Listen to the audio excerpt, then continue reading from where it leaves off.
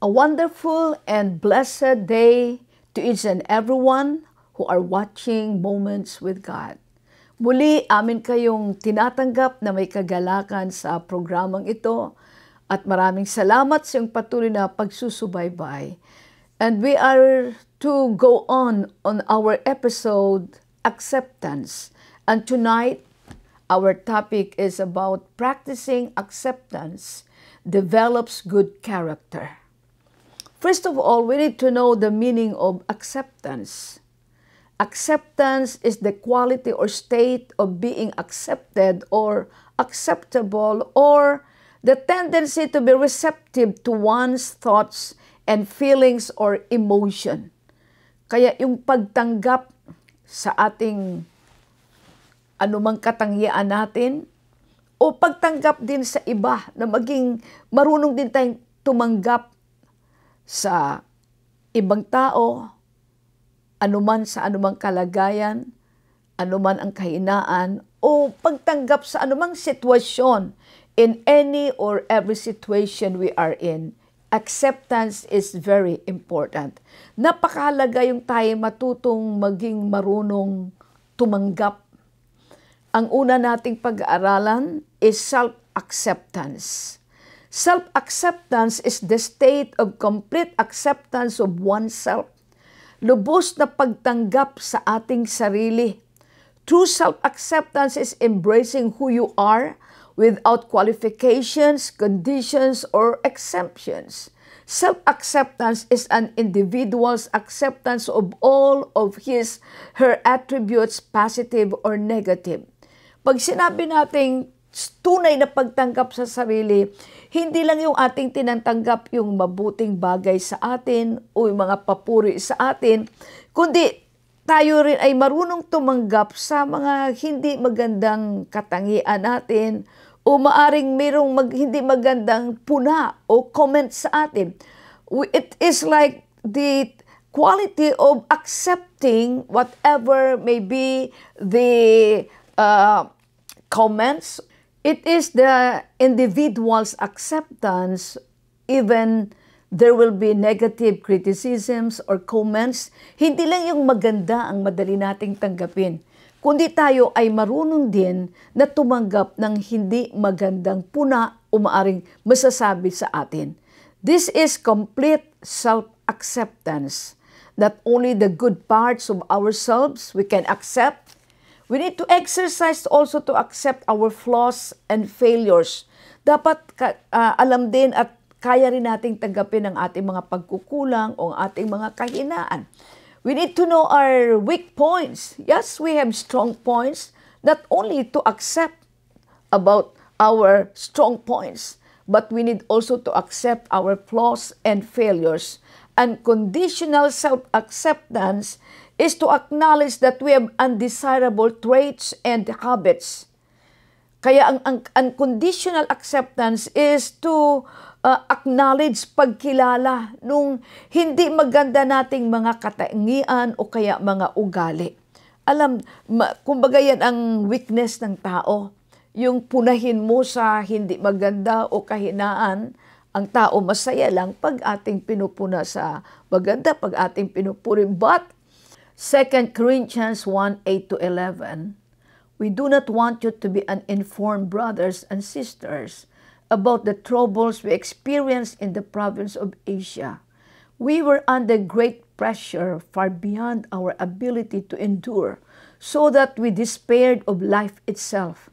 Indeed, we felt we had received the sentence of death, but this happened that we might not rely on ourselves but on God, who raises the dead. He has delivered us from such a deadly peril, and He will deliver us again. On Him we have set our hope, that He will continue to deliver us as you help us by your prayers. Then many will give thanks on our behalf for the gracious favor granted us in answer to the prayers of many. Kaya Paul is in great trial. He was in difficult times and challenges at this moment.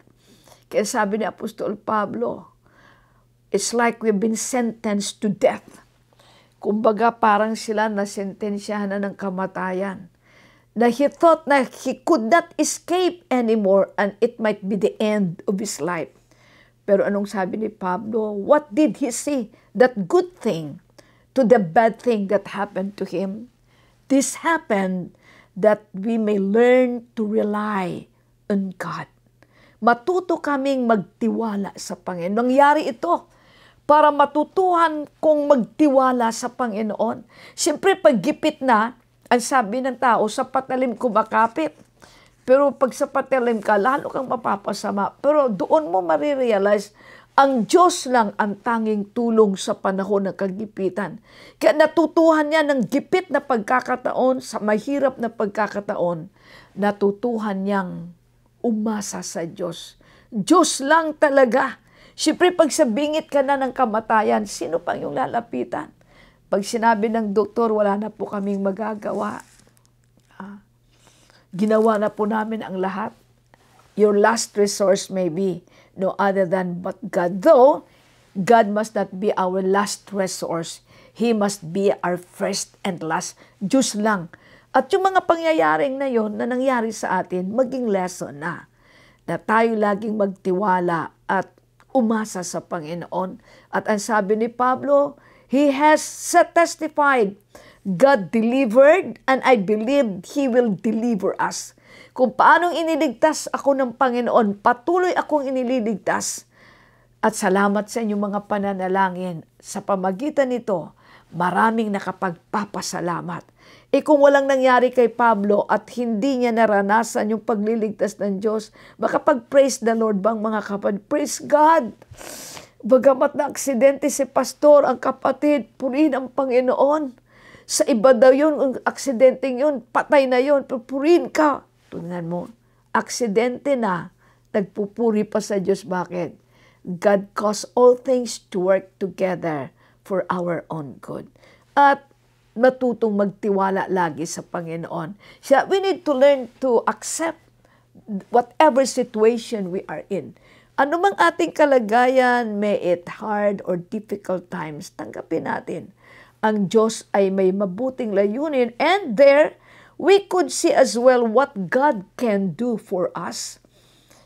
Kaya meron tayong pagtanggap. Bakit? Alam natin, di tayo pababayaan. Ang Diyos may gagawin. At kaya ng Diyos gawin ang lahat, anumang kalagayan, anumang ating mga pangangailangan. As what Apostle Paul says in Philippians chapter 4:13, I can do all things through Him who gives me strength. Kaya huwag tayo laging mawala ng pag-asa, manlupaypay, laging magtiwala sa Diyos. Kaya ko malampasan to, magagawa ko to. Bakit? Ang Diyos ang nagpapalakas sa akin. Kaya sa mga pagkakataong parang wala na, parang tayo kumbagay gipit na, lagi nating isipin, may Diyos na kayang gawin ang lahat para sa atin. At ang Diyos natin ay Diyos ng pagtatagumpay.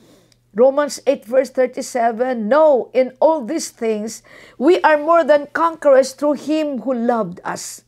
Tayo'y higit pa. Hindi tayo mananatili sa kabiguan. Just accept the situation you are in now. Ang Diyos, in the end, may pagtatagumpay sa Diyos. Sapagkat ang ating Diyos ay Diyos ng pagtatagumpay.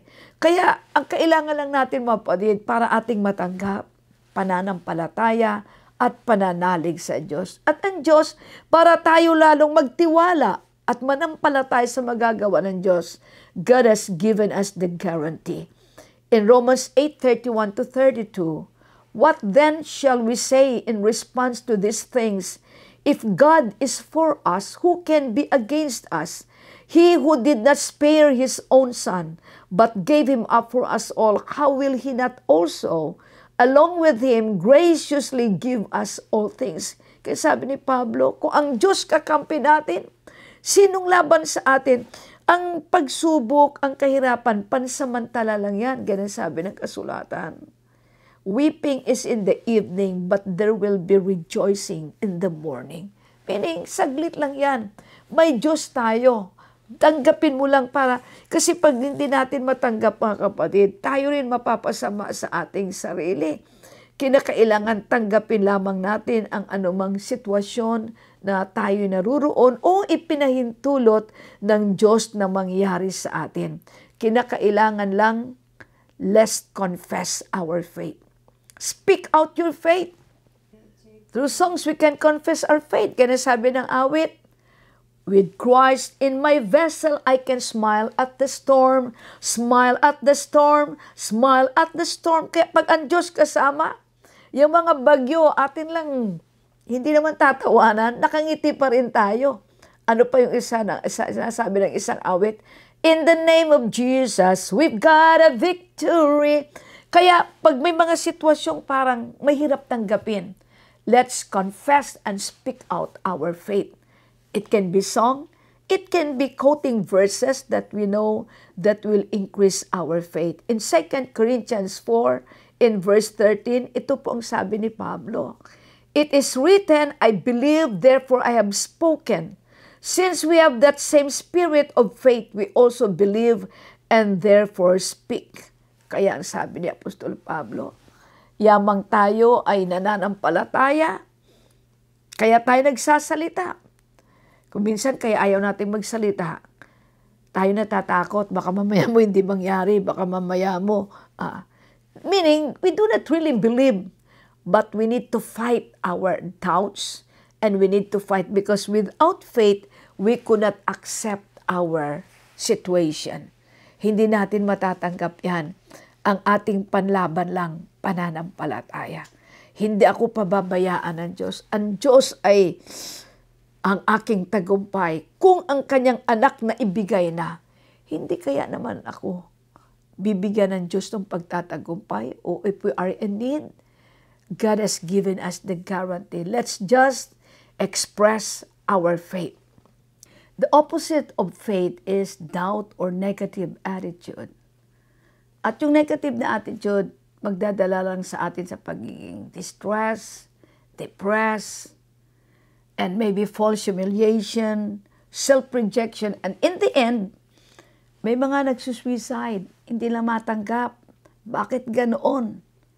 So, acceptance is very important, not only of ourselves, others, but in every situation that God permitted to happen to us. Anumang mga pangyayari, pagkakataon na ipinapahintulot ng Diyos, ang Diyos lagi ay may mabuting layunin. Let's learn to accept. And in our daily lives, let's always remember flaws and weakness. In our flaws and weaknesses, God purposely created us for His praise and glory. Anumang kahinaan natin, anumang pagkukulang natin, anumang mga hindi maganda sa atin, ginawa tayo ng Diyos na gayon, sa layuning ibig ng Diyos siya ang mapapurihan sa atin. Let's read in 1 Corinthians 1:26-29. Brothers and sisters, think of what you were when you were called. Not many of you were wise by human standards. Not many were influential. Not many were of noble birth, but God chose the foolish things of the world to shame the wise. God chose the weak things of the world to shame the strong. God chose the lowly things of this world and the despised things and the things that are not to nullify the things that are, so that no one may boast before Him. Ano sabi ni Apostol Pablo? Isipin natin kung paano tayo tinawag. Hindi naman talaga tayo marunong ganun sa libutan, mayayaman, malalakas, o matataas. We are lowly. We are those who are not wise in human standards compared to the world. But God intended us to be so in calling us. Ganun tayo tinawag ng Diyos. Bakit? So that to shame those who are wise and strong, so that God will be praised, and so that no one may boast before Him. Kaya sabi ni Apostol Pablo, so that God will be praised, para ang Diyos mapapurihan. Praise the Lord.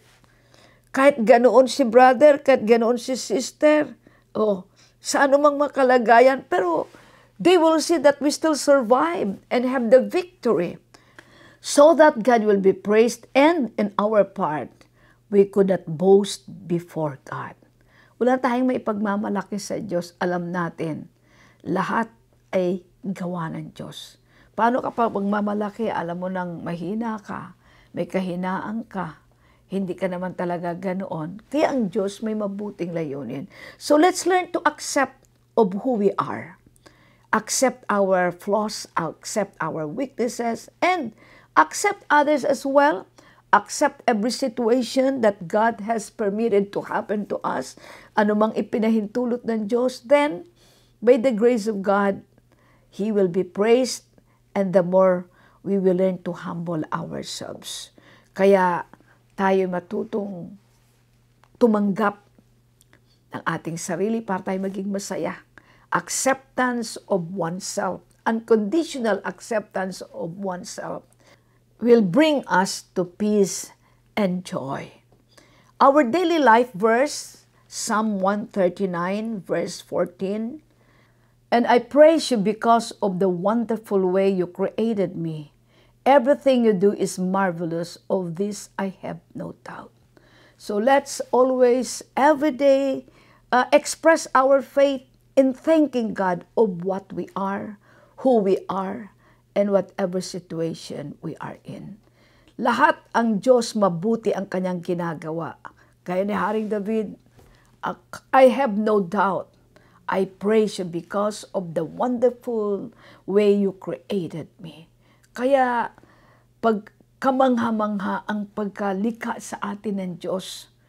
Pati yung ating akala natin ay kahinaan, our weaknesses, our negative traits, ang Diyos may plano.